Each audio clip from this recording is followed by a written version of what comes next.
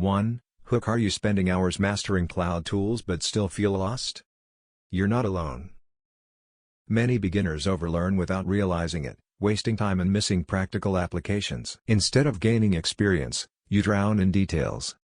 This approach not only wastes time but also stalls your confidence. It creates a barrier between you and practical applications. You risk developing a false sense of expertise while neglecting the real-world skills that matter most. 3. The simple explanation. Cloud platforms like AWS, Azure, and Google Cloud offer countless services. Each service has unique features and capabilities. As a beginner, it's easy to get caught up in the details. The key is to focus on practical skills relevant to your projects. Learn the essential services and tools that directly apply to your work. The less you try to learn everything, the more you can actually achieve. 4. Real-world example. Let's consider a startup called Cloudify. They launched a cloud-based tool for project management. The team invested heavily in mastering AWS. They spent 3 months learning various services, EC2 instances, S3 buckets, Lambda functions, and more. The result? When they finally launched their product, they ran into issues. Their application crashed under load because they neglected to focus on auto-scaling groups.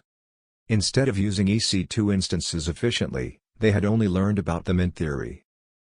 The team faced downtime, losing potential revenue of about $10,000 on their launch day due to performance problems. Had they focused on practical applications like scaling and load balancing, they wouldn't have faced those issues. 5. What to do instead. Here's a framework to avoid overlearning and focus on what matters. Step 1. Identify your goals. Define your project or role. Determine which cloud services are essential. For a web app, focus on compute and storage. Step 2. Start with core services. Learn the basics of these core services. For AWS, get comfortable with EC2, S3, and IAM. Limit your learning to these initial services to avoid overwhelm. Step 3. Hands-on practice. Create a small project. Use the identified services to build something functional. Deploy a simple web app on EC2 and store files in S3. Step 4. Incremental learning. As you grow more comfortable, add complexity. Chase services like RDS for databases or CloudFront for content delivery. Make sure each new service directly applies to your project. Step 5. Seek feedback and iterate. Share your project with peers or mentors. Gather insights on what works and what doesn't. Use feedback to refine your skills and project. 6. Common mistakes. Mistake 1. Trying to learn everything. Fix. Focus on a few core services relevant to your current project. Prioritize learning based on immediate needs. Mistake 2. Ignoring documentation. Fix. Use official service documentation as your primary learning resource. Documentation often includes practical examples and use cases. Mistake 3. Skipping hands-on practice. Fix. Always aim to apply what you learn immediately. Create small, manageable projects to solidify your understanding. Mistake 4. Overanalyzing costs. Fix. Use free tiers and low-cost options to experiment without financial risk. Understand service pricing, but don't let it paralyze your learning.